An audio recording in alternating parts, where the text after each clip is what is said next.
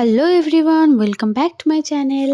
তো আজ দুপুরে হঠাৎই আমাদের প্ল্যান হয়েছিল যে বিকেলবেলা ম্যাগি পিকনিক করব। তো সেই মতো সবাই মিলে সব কিছু রেডি করে নিয়েছি। এদিকে আদা রসুন বাটা, এদিকে ডিম টিম রেখে আর চিকেনটাকেও ম্যারিনেট করে রেখেছি, চিকেন পকোড়া আর এদিকে একটা ম্যাগি অর্ডার করে নিয়েছিলাম। ম্যাগিটা নিয়ে নিয়েছি, পুরোটা লাগবে না, তাই যেটুকুনি লাগবে নিয়ে নিয়েছি। আর ৩টের সময় যাওয়ার কথা, আর এদিকে টাইমও হয়ে গেছে আর আমি রেডিও হয়ে গেছি আর সবাই চলে এসেছে। তো আমরা যাব আমাদের আ মাঠের ভিতরে একটা জায়গায় পিকনিক করতে।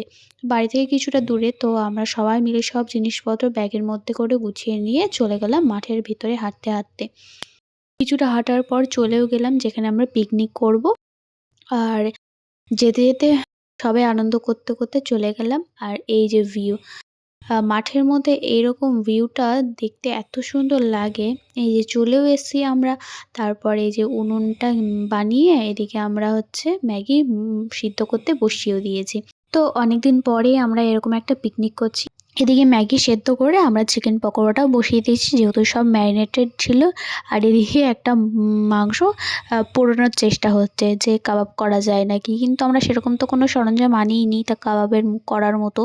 আর এই যে ম্যাগি সেদ্ধ হয়ে গেছে, ওদিকে পেঁয়াজ কাটা হচ্ছে আর গাজর টাজর যেগুলো লাগবে সেগুলো কাটা হচ্ছে। আর চিকেন পকোড়াও প্রায় আমাদের রেডি হতে চললো। তো পকোড়া হয়ে গেলে আমরা ধনেপাতা, পেঁয়াজ পাতা, পেঁয়াজ দিয়ে একটা বড়া মতো বানিয়েছিলাম, সেটাও বেশ টেস্টি হয়েছিল। আর এই ভিউটা দেখো, জাস্ট অসাধারণ লাগছে। আর এই যে পাতাপুতির কিসব বড়া বানিয়েছিলাম সেটাও আমরা ভাজতে দিয়ে দিয়েছি। এটা হয়ে গেলে তারপর ম্যাগিটা বসাবো।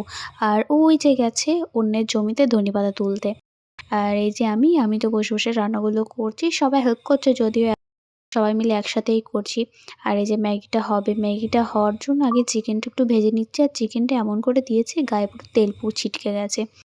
এদিকে সব কিছু দিয়ে আমাদের ম্যাগি প্রায় রেডি। এদিকে পকোড়াগুলোও রেডি হয়ে আছে আগে থেকে। আর এই যে আমি বসে তখন থেকে রান্নাগুলো করেই যাচ্ছি। তো এবার হচ্ছে খাওয়ার পালা। এই যে সূর্যও ডুবে গেছে, এবার আমরা তাড়াতাড়ি খাওয়া দাওয়া করে নিয়ে আমরা চলে যাবো, কারণ মাঠ যেহেতু শেয়াল ডাকছিল। তখন শেষে কয়েকটা পাটকাঠি পড়েছিল, সেগুলো আমরা একটু আগুন ধরিয়ে হাতগুলো সেঁকে নিয়েছিলাম। প্রচণ্ড ঠান্ডা লাগছিল যেহেতু মাঠের মধ্যে একদম ফাঁকা। আর এই যে লাস্টে এইরকম একটা ভিউ দিয়ে আমাদের পিকনিক শেষ হলো।